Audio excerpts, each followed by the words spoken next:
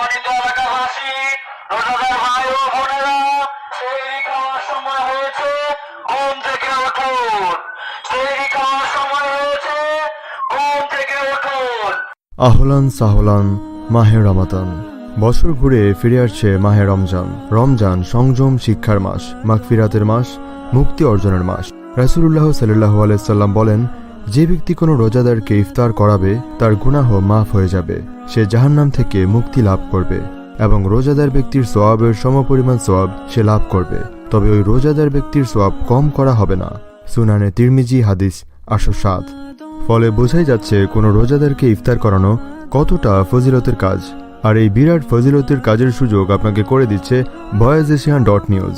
অনেকের ইচ্ছা থাকা সত্ত্বেও প্রয়োজনীয় লোকবলের অভাবে এই ফজিলত হতে বঞ্চিত থাকেন, কিন্তু আপনি এখন চাইলেই খুব সহজেই ভয়েজ এশিয়ানের চলতি পথের ইফতার কর্মসূচির একজন হয়ে এই ফজিলত অর্জন করতে পারবেন ঘরে বসেই।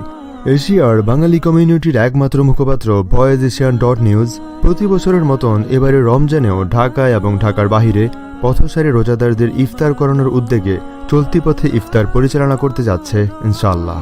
ভয়েজ এশিয়ান রমজানে প্রতিদিন 100 জন পথসারী রোজাদারকে ইফতার করানোর এই কার্যক্রম পরিচালনা করে আসছে গত কয়েক বছর থেকে।